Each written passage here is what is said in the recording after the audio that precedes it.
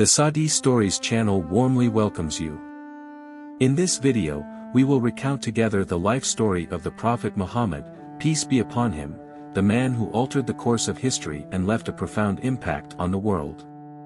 We will explore the various stages of his life, the miracles he experienced, and the magnificent message he conveyed.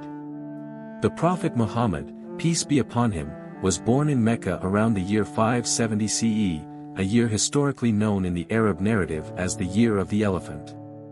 This was the year when Abraha, the Ethiopian leader, attempted to invade Mecca with the renowned elephant assault, which ultimately failed due to divine intervention as described in the Holy Quran. God sent birds from the heavens that rained stones upon Abraha's army, leading to their defeat. The lineage of the Prophet Muhammad, peace be upon him, traces back to the Quraysh tribe, one of the most venerable and illustrious Arab tribes. He belonged to the Banu Hashim clan, a distinguished branch of the Quraysh. His father, Abdullah ibn Abd al-Muttalib, and his mother, Amina bint Wahb, contribute to his noble ancestry, both paternally and maternally, establishing him among the esteemed lineages of Mecca. The Prophet Muhammad, peace be upon him, lost his father prior to his birth, as Abdullah passed away while still in the bloom of youth, leaving his son Muhammad orphaned. Shortly after his birth, his mother, Amina bint Wahb, also succumbed to her fate, leaving him without her care when he was merely 6 years old. This circumstance rendered him an orphan from the very beginning, and he was subsequently raised under the guardianship of his grandfather, Abd al-Muttalib, who too departed from this world when Muhammad was just 8 years of age. The Prophet Muhammad, peace be upon him, grew up in Mecca, where he earned a distinguished reputation among his people for his integrity and honesty, leading them to bestow upon him the title Al-Sadiq Al-Amin, meaning the truthful and trustworthy, in recognition of his virtuous qualities. Living amidst the merchants of Quraysh, he encountered various experiences from an early age that honed his character and equipped him to bear the responsibilities that lay ahead. At a young age, the Prophet Muhammad, peace be upon him, engaged in commerce, earning a reputation for his skill and honesty in dealings. He collaborated with numerous traders, most notably Khadija bint Khuwaylid, a wealthy widow with a prominent trading enterprise in Mecca. After a period of working together, the Prophet Muhammad wed Khadija, marking her as his first wife, and she was 15 years his senior. The beginning of the Prophet Muhammad's call. The advent of revelation. The prophetic mission of Muhammad, peace be upon him, commenced in the year 610 AD, when he was approximately 40 years old. During this profound period of contemplation about existence in the universe, the Prophet withdrew to the cave of Hira on Mount Nur, near Mecca. He cherished solitude, reflecting on the essence of life and being, seeking respite from the prevailing idolatrous practices of his society. One night, while meditating in the cave, the angel Gabriel, peace be upon him, descended upon him with a divine command, the first of which was the sacred verses. Read in the name of your Lord who created man from a clinging substance. Read, and your Lord is the most generous, Al-Alaq, 1-3. This moment marked the inception of a profound journey of revelation that would persist for approximately 23 years, during which the Islamic community would receive the teachings of their faith. The Prophet's reaction. Upon receiving the revelation for the first time, the Prophet Muhammad, peace be upon him, was deeply moved and bewildered. He hastily returned to his wife Khadija bint Khuwaylid, exclaiming, wrap me up, overwhelmed by the awe and fear he experienced. Khadija, renowned for her wisdom, reassured him, saying, never. By Allah, he will not disgrace you. You maintain family ties, speak the truth, bear burdens, assist the needy, honor guests, and support the cause of truth. Subsequently, Khadija took him to Waraka ibn Nawfal, a scholar well-versed in Judaism and Christianity, who confirmed that what had been revealed to the Prophet was indeed a divine message, akin to that which was granted to previous prophets. The secret invitation. Initially, the Prophet Muhammad, peace be upon him, commenced his mission discreetly, confining his message to those closest to him, his family and loyal friends. He endeavored to avoid confrontation or discord with the Quraysh at this early stage. Among the first to embrace Islam were Khadija bint Khuwaylid, Abu Bakr al-Siddiq, Ali ibn Abi Talib, his cousin, and Zayd ibn Haritha, his freed slave. He would impart to them the oneness of Allah, emphasizing that there is no deity but Him, and urging them to believe in His message and adhere to His teachings. The proliferation of the call in Mecca. After a period of secrecy, the Prophet felt a compelling need to amplify his message. Thus, he transitioned to the second phase of his mission, which was divinely mandated through the verse. And warn your closest relatives, Ash-Shu'ara, 214. He began to publicly invite his kin from the Banu Hashim tribe to Islam, elucidating his message and objectives. In this gathering, he urged them to have faith in Allah and abandon idol worship, yet many disbelieved and accused him of madness. Among the most prominent adversaries to his call at this juncture was Abu Lahab, the Prophet's uncle, who vehemently opposed him and derided him as insane. Yet, the Prophet, undeterred, continued his divine mission despite the opposition. The public phase of the invitation. As the Prophet persisted in his efforts within Mecca, the divine command called for an expansion of his mission. Allah instructed him through the verse. Proclaim what you are commanded and turn away from the polytheists, Al-Hijr, 94. Thus, the Prophet Muhammad, peace be upon him, began to openly preach across Mecca, directing his message to various tribes, championing monotheism and justice while denouncing idol worship and oppression. However, he faced fierce resistance from the Quraysh, who resorted to various tactics to dissuade him, including tempting him with wealth and social status, yet the Prophet remained steadfast in his resolve. Opposition and persecution.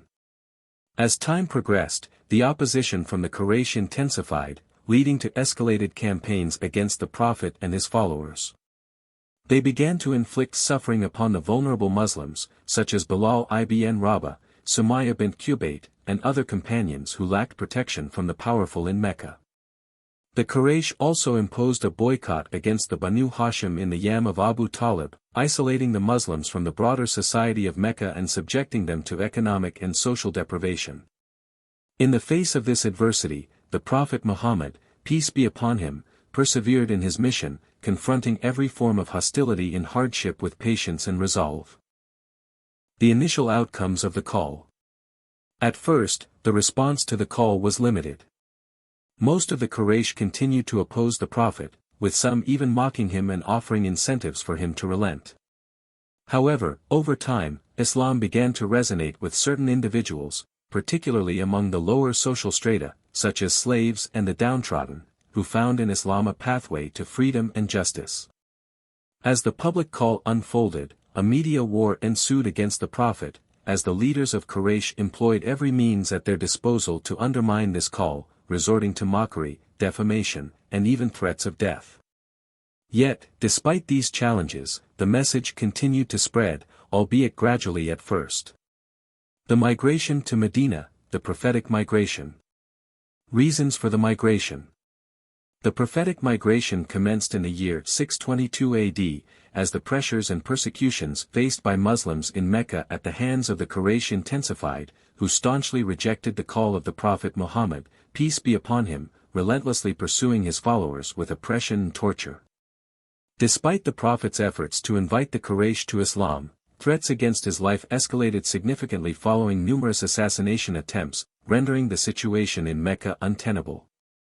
During this time, Medina, previously known as Yathrib, began to draw attention as a haven for Muslims who had migrated from Mecca, where conditions were markedly better. The city was home to two prominent tribes, the Aws and the Khazraj, who had long harbored animosities towards each other. They eagerly awaited the arrival of a prophet who would unite them and resolve their disputes. The pledge at Al-Aqaba. A year prior to the migration, the Prophet Muhammad, peace be upon him, sent some companions to Medina to convey the message of Islam. In the year 621 AD, 12 men from the city met with the Prophet at Al-Aqaba, a site located outside Mecca. They pledged their allegiance to him, expressing their desire for the conversion of their people. The following year, 622 AD, 73 residents of Medina gathered at the same location for what became known as the Second Pledge of Al-Aqaba.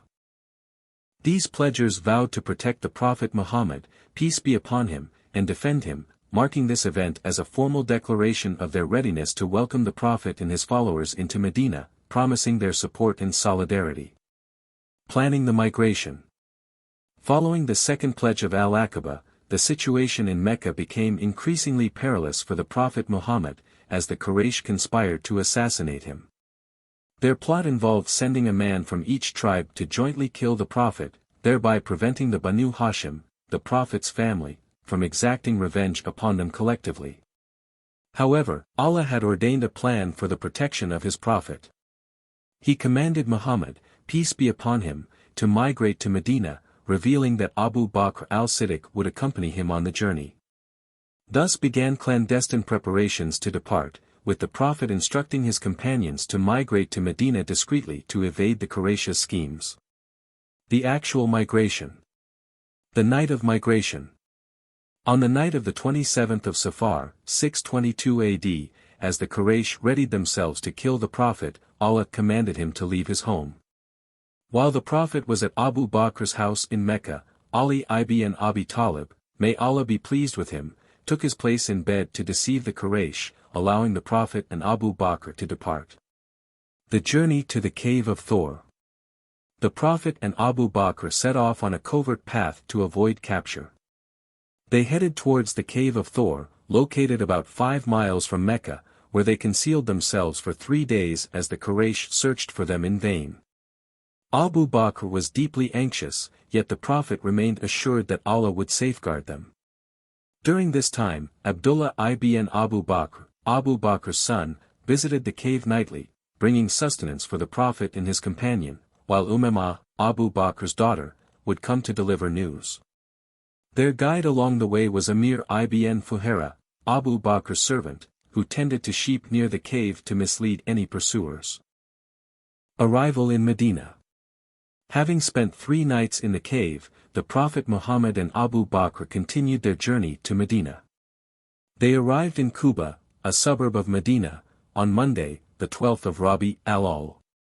In Quba, the Prophet established the first mosque in Islam, Masjid Quba, marking the occasion with rejoicing among the Muslims. The reception in Medina.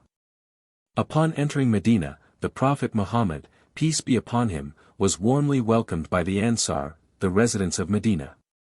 The Muslims, filled with eagerness to see him, emerged to greet him, chanting, "The full moon rose upon us from the valley of Wada.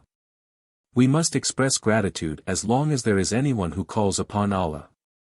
The Prophet Muhammad, peace be upon him, became the leader of the state in Medina, initiating the establishment of the Islamic State grounded in principles of justice and equality. His first order of business was the construction of the Prophet's mosque in Medina, which subsequently became a center for religious, political, and social affairs. The significance of the migration. The shift of the center of invitation. The migration transferred the center of Islamic invitation from Mecca, where the call faced persecution and obstacles, to Medina, which emerged as a launching pad for Islam. Establishment of the Islamic community. The migration marked the inception of the Islamic community, as Muslims began forging a new state through the social contracts between the Ansar, who welcomed the emigrants, and the Muhajirin, along with what is known as the Constitution of Medina, which regulated relationships among Muslims, Jews, and the various tribes in the city. Achieving victory. The migration signified a pivotal turning point in Islamic history, as the message began to spread widely, leading to significant victories such as the Battle of Badr, the Battle of Uhud, and the Battle of the Trench post-migration. Transforming the nature of the call. The migration laid the groundwork for transforming the invitation from a mere individual effort in Mecca to an organized collective movement. The conquests and miracles of the Prophet Muhammad, peace be upon him. The conquests during the life of the Prophet. Throughout his lifetime, the Prophet Muhammad, peace be upon him, spearheaded numerous expeditions and battles which constituted the Islamic conquests, aimed at propagating the Islamic message and defending the Muslim community. Below are the most significant of these conquests. The Battle of Badr, 2 AH/624 AD. This was the first major battle between the Muslims and the Quraysh, culminating in a resounding victory for the Muslims despite their smaller numbers. The triumph at Badr paved the way for subsequent victories. The Battle of Uhud, 3 AH/625 AD. A confrontation between the Muslims and the Quraysh that followed the Battle of Badr. It resulted in a setback for the Muslims due to incomplete adherence to the battle strategies. Nonetheless, it served as a stern lesson in unity and discipline. The Battle of the Confederates, 5 AH/627 AD. The Quraysh allied with other tribes to besiege the Muslims in Medina. However, the Muslims demonstrated resilience, employing the innovative strategy of digging a trench. They emerged victorious as the Quraysh failed to achieve their objectives. The conquest of Mecca, 8 AH/630 AD. One of the most monumental conquests in Islamic history, wherein the Prophet Muhammad, peace be upon him, entered Mecca with 10,000 followers. He declared a general amnesty for the inhabitants of Mecca, who voluntarily embraced Islam, thereby infusing the conquests with an air of mercy and forgiveness. The Battle of Hunayn, 8 AH/630 AD. Following the conquest of Mecca, the Muslims faced a coalition of the tribes of Hawazin and Thaqif. Despite a challenging start, the Muslims triumphed through their steadfastness and unity. The conquest of Taif, 8 AH/630 AD. After the conquest of Mecca, the Prophet directed his efforts towards Taif, where the residents rejected Islam and repelled the Muslims. Although this campaign was painful in nature, it imparted valuable lessons in patience and perseverance. The miracles of the Prophet Muhammad, peace be upon him. Allah granted the Prophet Muhammad, peace be upon him, numerous miracles that affirm his prophethood and support his mission. Here are some of the most remarkable miracles. The Holy Quran. The greatest miracle bestowed upon the Prophet, the Quran was revealed to him over the span of 23 years. Its unparalleled eloquence and depth challenged the Arabs to produce a verse or chapter akin to it, yet they were unable to. The Night Journey and Ascension. Isra, the Prophet Muhammad, peace be upon him, journeyed from Mecca to Al-Aqsa Mosque in Jerusalem by night, followed by Miraj, his ascension to the seventh heaven, where he met the prophets and prayed with them, witnessing sublime sights. This journey was pivotal in affirming the Prophet's status and message. The splitting of the Prophet's chest. Before his prophetic mission, at a young age, Muhammad's chest was opened to cleanse his heart and prepare him to carry the message, a miraculous event executed by two angels. The miracle of water. On several occasions, water gushed forth from the Prophet's fingers, notably when the Muslims found themselves in dire need, allowing them to drink and hydrate from it. The miracle of healing. The Prophet, peace be upon him, healed the sick by divine will, such as curing the blind, Abdullah ibn Maktum, and those afflicted with leprosy. Miracles involving animals and nature. Miraculous occurrences related to animals and nature included the phenomenon of a tree shedding tears at the Prophet's departure and the miracle of a snake that refrained from harming him during the migration journey. Clouds and shadows. At times, clouds would provide shade for the Prophet, following him and shielding him from the sun's heat. Such occurrences took place during the Battle of Hunayn, where trees appeared to support him. Dialogue between companions and birds. In one instance, the companions were enchanted by a bird flying near the Prophet, prompting him to say, "Do not remove your adornments, lest the bird speak," a miracle indicative of the universe's responsiveness to the Prophet. The death of the Prophet Muhammad, peace be upon him, and his legacy. The final illness. In the year 11 AH, 632 AD, the Prophet Muhammad, peace be upon him, began to experience fatigue and physical weakness. The ailment afflicting him in his final days was known as fever, or the recurring illness of the Prophet. This illness persisted for several days and significantly impacted his health, yet he continued to preach and teach even during his suffering. The last day. In the closing days of his life, the Prophet visited the Mosque of Quba and then the Prophet's Mosque in Medina. As his condition worsened, he requested to be taken to the house of Aisha, one of the mothers of the believers, where he spent his last moments. On Monday, the 12th of Rabi al-Awwal, 11 AH, approximately June 8, 632 AD, after enduring considerable pain in his final days, the Prophet Muhammad, peace be upon him, passed away at the age of 60. The death. When the Prophet Muhammad, peace be upon him, departed from this world, Medina was engulfed in profound sorrow. The companions gathered in the mosque, bewildered and astonished. Umar ibn al-Khattab was initially in denial about the news but soon realized the truth when Abu Bakr al-Siddiq proclaimed to the people the passing of the Prophet. The funeral prayer for the Prophet was held in the Prophet's mosque, with the companions venerating this moment while feeling the deep loss of their leader and teacher. The legacy of the Prophet Muhammad, peace be upon him. The Islamic religion. The foremost legacy left by the Prophet Muhammad, peace be upon him, is the Islamic religion. Through him, Allah completed his religion and bestowed his blessings upon mankind. Allah states in the Holy Quran, "This day I have perfected your religion for you and completed my favor upon you, and have chosen for you Islam as your religion." Al-Ma'idah 3. The Prophet, peace be upon him, did not leave behind material wealth or possessions, but he bequeathed us the Holy Quran and the prophetic tradition that guide us in worship, conduct, and ethical behavior. The Holy Quran. The greatest legacy of the Prophet Muhammad, peace be upon him, is the Holy Quran, the word of Allah revealed to him over 23 years. The Quran encompasses comprehensive legislation and principles that govern all aspects of life. It remains the primary source of Islamic teachings and is the eternal miracle that serves as incontrovertible evidence of his prophethood. The Quran continues to be recited, memorized, and studied worldwide. The prophetic tradition, Sunnah. The Sunnah refers to all that has been transmitted from the Prophet Muhammad, peace be upon him, through his sayings, actions, or approvals. It serves as the second source of legislation in Islam, after the Quran. Through his behavior and teachings, the Prophet demonstrated how to fulfill Allah's commands, providing a practical application of the Holy Quran. The Islamic community.